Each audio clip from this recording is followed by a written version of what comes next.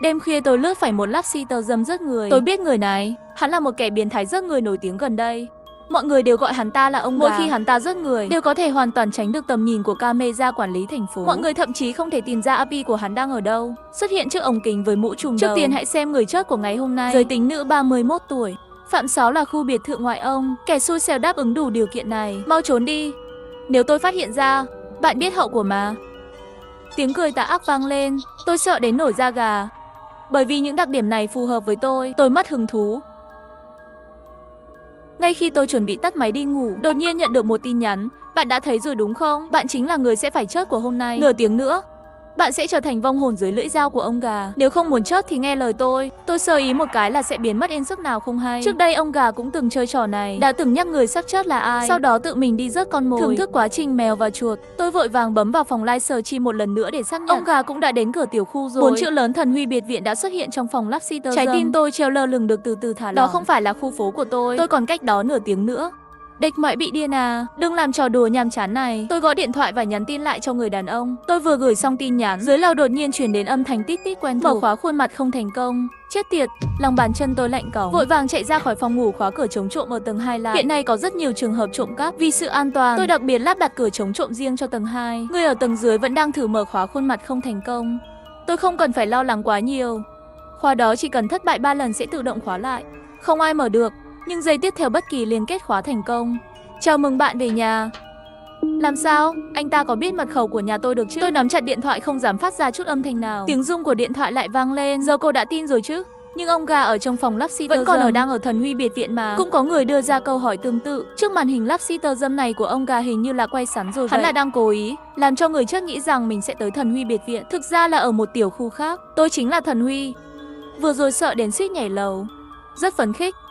Ông gà, tối nay khi nào thì cho chúng tôi xem người. Có tiếng bước chân nhẹ dưới lầu. Xem ra người xui xẻo hôm nay thật sự là tôi rồi. Cửa chống trộm ở tầng 2 còn có thể chống lại được. Tôi đã niêm phong cửa sổ từ lâu rồi. Hiện tại không có cách nào nhảy cửa sổ mà chạy trốn. Tôi ở vùng ngoại ông. Nếu cảnh sát đến thì cũng phải hơn 1 tiếng nữa. Vì vậy, giờ này tôi phải giữ cho mình sống sót. Tôi báo cảnh sát trước đã, sau đó chạy vào phòng ngủ đeo tai nghe Bluetooth. Mặc dù không biết khi nào bắt đầu livestream tình hình của tôi ở đây, nhưng tốt hơn là không biết gì cả. Làm hết những thứ này, tôi đã nhắn tin cho người đó. Tin cái gì, ít nói nhảm ở đây đi. Người này nói không tốt chính là ông gà.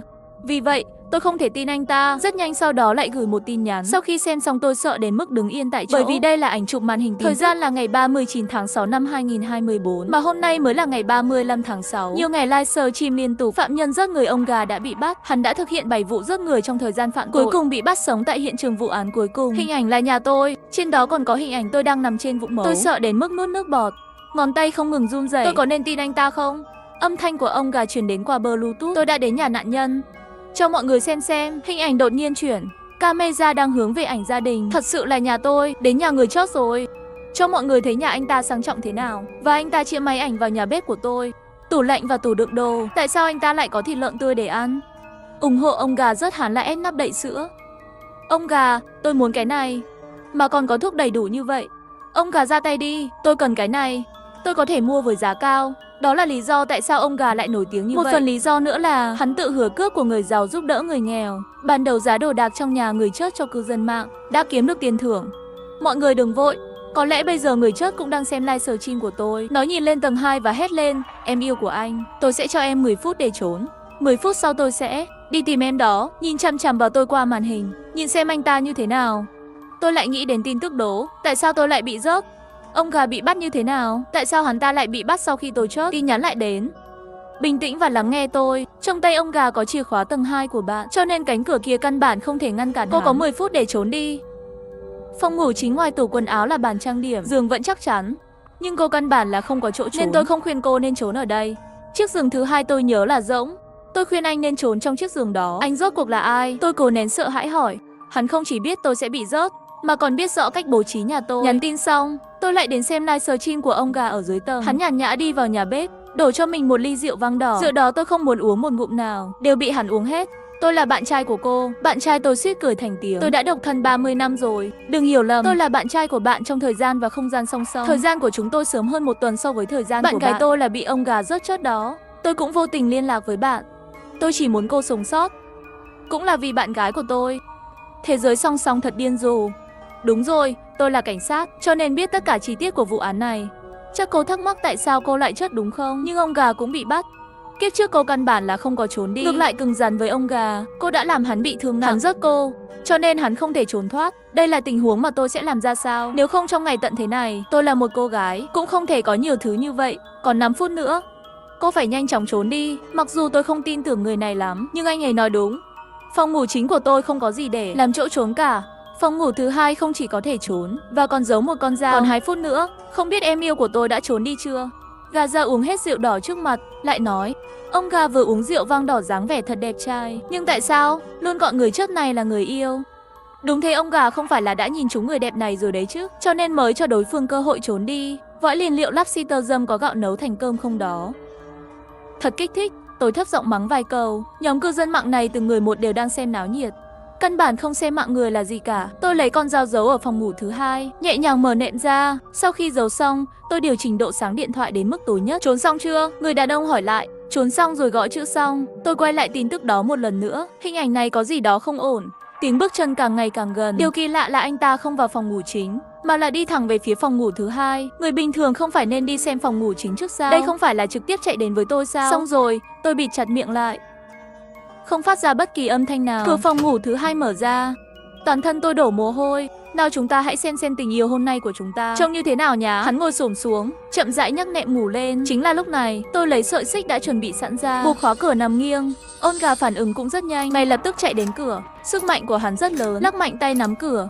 Mong muốn sống sót khiến tôi bình tĩnh lại, hết vòng này đến vòng khác cuốn dây xích sắt lại, cho đến khi xác nhận đối phương không thể lắc được nữa. Lúc này mới chậm chậm mới thở phào một hơi. Tôi dựa vào tường, thở hổn hển. Thời gian dài căng thẳng làm cho cơ bắp của tôi hơi đau, nhưng bây giờ không phải lúc nghỉ ngơi. Tôi lết đôi chân mềm nhũn, vội vàng bước nhanh xuống tầng 1, chạy một mạch về phía vị trí nhà bếp. Có một cái tủ nhỏ giữ tất cả đồ đạc của tôi đã tìm kiếm rất lâu, cuối cùng cũng thấy chìa khóa xe dự phòng. Tiếng đập cửa trên lầu vẫn tiếp tục đập một chút. Tim tôi ngừng đập. Mặc dù tôi biết chắc là không thể mở cánh cửa đó được, nhưng tôi vẫn lo lắng. Không kịp nghĩ, tôi cầm lấy chìa khóa xe và chạy ra ngoài. Nhưng giây tiếp theo tôi đứng yên tại chỗ, bởi vì cửa không mở được. Mật khẩu sai mở khóa thất bại. Đáng ghét, lúc đó là vì an toàn, tôi đặc biệt mua bên trong và bên ngoài đều có thể mở khóa. Nhưng điều kỳ lạ là mật khẩu luôn báo lỗi. Quét mặt bằng mặt của tôi cũng không đúng. Tôi đang đổ mồ hôi, tay nhập mật khẩu không ngừng run rẩy, nhưng vẫn không đúng. Mật khẩu sai mở khóa thất bại. Ghét thật, biệt thự yên tĩnh, có thể nghe thấy tiếng tim tôi đập. Không đúng. Mạnh mẽ quay đầu lại, trên lầu sao không có âm thanh nữa rồi? Là bỏ cuộc rồi sao? Hay là đột nhiên có tiếng bước chân trên lầu? Đã đến cầu thang rồi. Mồ hôi lạnh từ từ thấm ra từ lưng tôi. Âm thanh càng ngày càng gần. Tiếp theo là tiếng mở khóa. Trước khi tôi xuống, cố tình khóa ngược hết ổ khóa đó. Mở ra cũng cần chút thời gian. Tôi tắt đèn, ngọn lửa lóe lên dưới cầu thang. Có rất nhiều thứ linh tinh ở đó. Tôi chê tôi bằng một tấm nệm bỏ đi, nhưng ông gà cũng vẫn đi xuống. Tôi cắn răng, sợ tiếng thở của mình quá lớn bị đối phương phát hiện. Một cảm giác sợ hãi mạnh mẽ làm cho đại não của tôi giữ tỉnh táo như chưa từng có. Không đúng, trước đây tôi cũng đã xem livestream của anh ấy. Điều nhớ nhất là nạn nhân thứ ba hắn giết cũng giống tôi, cũng là một cô gái. Cô gái đó năm nay mới 20-21 tuổi. Sau khi hắn vào cửa, một phòng tiến hành tìm kiếm. Trong quá trình đó, anh ta dùng dao cắt ngang tường, cố tình tạo ra âm thanh khủng khiếp. Không chỉ vậy, hắn còn cố ý nói những lời dọa nạt để trốn sao. Tôi đến đây, nếu bị tôi tìm thấy thì sẽ rất tệ đó. Là chặt tay hay chặt chân trước đây? Cô gái đó không chịu nổi ngôn ngữ tra tấn như vậy và hét lên. Ông gà vừa xác định được vị trí của nạn nhân, nhanh chóng lao vào và tra tấn cô ta đến chết. Lý do lần nào hắn cũng tìm được nạn nhân chính là bởi vì hắn sẽ nắm giữ tâm lý của người khác, biết cách làm đối phương sợ hãi. Nhưng lần này thì khác, hắn đã xác định vị trí của tôi từ lâu rồi, trực tiếp nhắm vào mục tiêu là đi qua. Tôi thầm mừng vì đã không tin lời người đó. Chỉ là người đó là ai? Sao anh ta biết hết về nhà tôi? Tại sao lại muốn hại chết tôi? Những câu hỏi này cứ xoay quanh trong đầu tôi, nhưng không có kết quả. Và ổ khóa ở cửa, người đó không chỉ thay đổi mật khẩu, hắn đã còn xóa mặt tôi đi. Nhưng để thay đổi mật khẩu, bạn phải thực hiện nhận dạng khuôn mặt. Hắn không thể giống tôi được. Tiếng bước chân đi đi lại trong phòng khách. Trái tim căng thẳng của tôi sắp nhảy ra khỏi lồng ngực. Tiếng bước chân dừng lại bên ngoài nệm. Tôi thậm chí có thể nghe thấy tiếng thở của hắn ta. Mồ hôi lạnh chảy xuống trán đến đầu mũi tôi. Tôi muốn hắt hơi. May mà hắn ta không dừng lại nhiều nên đã bỏ đi. Tôi từ từ thở phào nhẹ nhõm. Ngay lúc này, nệm bị ai đó mở ra. Một đôi mắt đỏ ngầu xuất hiện trong tầm nhìn của tôi. Hắn đoán trước động tác của tôi. Một bàn tay đã lấy chìa khóa xe của tôi, tay còn lại nắm lấy tóc tôi, để tôi đâm vào tường. Chạy đi, sao mày không chạy nữa? Tôi cảm thấy da đầu sắp bị anh ta xé ra rồi. Nỗi đau khiến tôi tỉnh táo hơn một chút. Tôi nhấc chân lên hướng vào đáy quần của anh ta, bộ đánh mạnh một cái. 20 năm của khoảnh khắc. Tôi vội chạy ra ngoài, chạy lên tầng 2, cắm chìa khóa vào. Bị gãy mạnh. Rồi anh ta bước vào và khóa cửa lại. Tôi toàn thân mềm nhũn ngồi trên mặt đất. Cuộc sống còn lại khiến tôi không thể không khóc. Tôi mở điện thoại ra, thật kỳ lạ khi những người hâm mộ vô tâm đó vẫn đang nói chuyện. Hôm nay, ông gà sao không chơi trò mèo vườn chuột nữa? Người trước lần này có quen biết với ông gà không? Cảm thấy mục đích rất mạnh. Trước đây ông gà đều là vừa chơi mà vừa rớt người. Đúng rồi, phong cách hôm nay thật kỳ lạ. Tôi vẫn thích cảm giác sợ hãi trước đây. Cảm giác kích thích, cư dân mạng cũng nhận thấy có điều gì đó không ổn. Ngược lại, ông gà, hắn cũng không vì thất bại vừa rồi mà hối hận. Hắn cầm điện thoại di động đi đến cửa, thấy tôi làm gãy chìa khóa bên trong. Phía sau phát ra tiếng, mọi người đều thích mèo và chuột. Vậy tiếp theo chúng ta hãy tiếp tục với mèo và chuột. Hắn nhẹ nhàng gõ cửa vài cái, cho bạn 10 phút. Lần này lại để tôi bắt được, ta sẽ không dễ dàng buông tha cho người như vậy. Giọng nói tự tin, như thể cánh cửa này không là gì đối với hắn. Nhưng trừ khi ai đó mở nó từ tầng 2, nếu không tôi chợt nghĩ ra điều gì. Tình cờ đến cửa phòng ngủ thứ 2, nhìn những sợi xích trên mặt đất, tôi lập tức sợ hãi. Dây xích này không hề bị đứt, mà là có người từ bên ngoài mở cho hắn. Có một người khác trong biệt thự này. Tôi sợ đến nỗi ngồi xổm xuống đất, vai run rẩy, che chặt miệng lại, sợ phát ra âm thanh bị người thứ 3 phát hiện. Nhìn vẻ tự tin của ông gà vừa rồi, người đó vẫn còn ở tầng 2. Tôi nhìn quanh, ngoại trừ phòng ngủ thứ 2, các phòng khác đều tắt đèn, đóng vai trò là cái dưới lầu là kẻ rớt người, trên lầu là người muốn tôi chớp. Tầng 2 hay tầng 1, tôi vẫn chọn ở lại tầng 2. Tôi cuốn dây xích quanh tay, đánh ra ngoài vào thời điểm quan trọng cũng có thể làm tổn thương hắn ta. Sau đó theo từng phòng bắt đầu tìm, không có phòng ngủ của khách. Khi đến cửa phòng tạp vụ, tiếng thở hổn hển nhẹ phát ra từ bên trong. Chính là đây. Ngay khi tôi chuẩn bị đẩy cửa, giọng nói của ông gà đột nhiên phát ra từ tai nghe Bluetooth. Không biết em yêu của chúng ta đã trốn kỹ đi chưa? Tôi sợ tới mất hồn. Sau khi nhẹ nhàng điều chỉnh lại hơi thở, tôi đẩy cửa ra, đồng thời mở công tắc trên tường. Nhưng cảnh tượng trước mắt khiến tôi đứng yên tại chỗ. Cô gái run rẩy giơ mũi reo trong tay lên, cắn chặt răng và tiến lên, nhìn tôi với đôi mắt ngẩn en. Khuôn mặt này quen quá, quen thuộc tới mức mỗi ngày tôi đều nhìn thấy. Bởi vì đây là khuôn mặt của tôi. Hắn quỳ xuống đất, ném con dao găm vào chân tôi. Làm ơn cứu tôi với. Cứu tôi. Không thể nói là không sợ hãi, nhưng tôi nhanh chóng điều chỉnh tâm trạng, tiến lên và đá con dao găm về phía sau mình. Bạn là ai? Cô ấy ngừng khóc, không tin nổi mà nhìn tôi. Không thể sao? Tôi là cô, thế giới song song của bạn, thế giới song song. Vì vậy, đó là tin nhắn bạn đã gửi cho tôi, lừa tôi vào phòng ngủ thứ 2 và bạn đã thay đổi mật khẩu của tôi, khiến tôi không thể chạy ra ngoài. Tôi cũng không muốn. Tôi tiến lên và đánh gục cô ta, kéo đến phòng ngủ chính trói lại. Tôi sợ hãi. Nếu không tìm thấy người phụ nữ này, không dám tưởng tượng tôi sẽ chết thảm hại thế nào. Chỉ là thật sự tồn tại thế giới song song sao? Người phụ nữ trước mắt này, tại sao lại hợp tác với ông gà để giết tôi? Tại sao cô ấy nói để tôi cứu cô ấy? Tôi nhìn người phụ nữ bất tỉnh, đánh thức cô ấy bằng nước lạnh. Trên màn hình trong phòng livestream đã bắt đầu đếm ngược rồi. Còn 5 phút nữa. Rất mong chờ. Gà cũng cầm dao gõ cửa. Mặc dù tôi biết không có cô gái này, hắn không vào được, nhưng tôi vẫn không có lý do gì để lo lắng. Tôi cho cô 3 phút, giải thích rõ ràng nguyên nhân và kết quả của sự việc. Nếu không tôi sẽ rớt chớt cổ trước. Trước mắt cô ta lắc lư thân thể, dây xích phát ra âm thanh và chạm kìm lại. Tôi cũng không muốn. Cô nghĩ tôi muốn đến sao? Tôi không đến hắn sẽ rớt tôi. Người phụ nữ nói cô ta đến từ thế giới khác, có cùng tên với tôi. Để phân biệt, tôi gọi cô ta là người thay thế. Nhưng kinh nghiệm sống và tính cách của chúng tôi hoàn toàn khác biệt với nhau. Cô ta mất cha mẹ, được nuôi dưỡng bởi ông bà. Hầu như tất cả các sự trả thù đáng tiếc, tất cả đều đè lên người cô ta. Khi thượng đế đóng một cánh cửa của cô ta và đóng tất cả cửa sổ của cô ta sớm bị bán cho đàn ông trong làng, kết hôn và sinh con. Vì không sinh được con trai nên bị chồng bạo hành, bị mẹ chồng làm khó. Ngay khi cô ta chuẩn bị chớt, ông gà đã xuất hiện. Lúc này cô ta mới biết thì ra có những thứ như thế giới song song. Nói một thế giới khác tôi sống rất tốt, có nhà riêng, xe riêng, có cuộc sống mà người khác ngưỡng mộ. Ta hừ lạnh một tiếng. Cho nên cô muốn giết tôi thay thế tôi sao? Tôi đã nói là tôi không muốn. Hắn hơi điên cuồng hét lên. Hắn sẽ giết tôi nếu tôi không đến. Tôi không muốn chiếm đoạt cuộc sống của cô. Tôi chưa bao giờ nghĩ vậy. Nhưng tại sao? Hắn giết người khác đều là ngẫu nhiên. Tại sao giết tôi thì nhất định phải đảm bảo tôi sẽ chết? Cố tình giết người. Tôi nghe anh ta nói chuyện điện thoại. Có người muốn cô chết. Tôi cũng muốn hỏi kỹ hơn. Nhưng lúc này trong Bluetooth truyền đến tiếng ông gà cũng ở phòng livestream. Đến giờ rồi, hãy chờ xem. Trong khi đó, thay vì điện thoại di động trên người đổ chuông, là ông gà cũng đánh được, có thể mở cửa rồi. Tôi ném điện thoại xuống đất, thư giãn xem livestream. Tôi rất muốn nhìn thấy con gà trông như thế nào khi hắn ta không vào được. Thời gian trôi qua từng giây, màn hình đạn có người không nhịn được. Chuyện gì đang xảy ra vậy? Không mở được sao? Vãi lìn không phải chứ? Lần đầu tiên nhìn thấy ông gà thất bại như vậy. Tôi tưởng anh ta có thể làm gì đó. Hóa ra là đứng ngây người. Thật là rác rưởi. Cái cuối cùng là tôi gửi. Điện thoại của người thay thế lại vang lên. Cô nghĩ thế có thể làm khó tôi sao? Tôi sẽ đổi cách khác, mở khóa khác. Tinh thần tôi lại căng thẳng. Có thể còn một người nữa. Hắn mang theo thuốc nổ, nhưng tất cả đều bị tôi làm hỏng. Vì vậy, cô không cần phải lo lắng. Chỉ cần đợi cảnh sát đến là được rồi.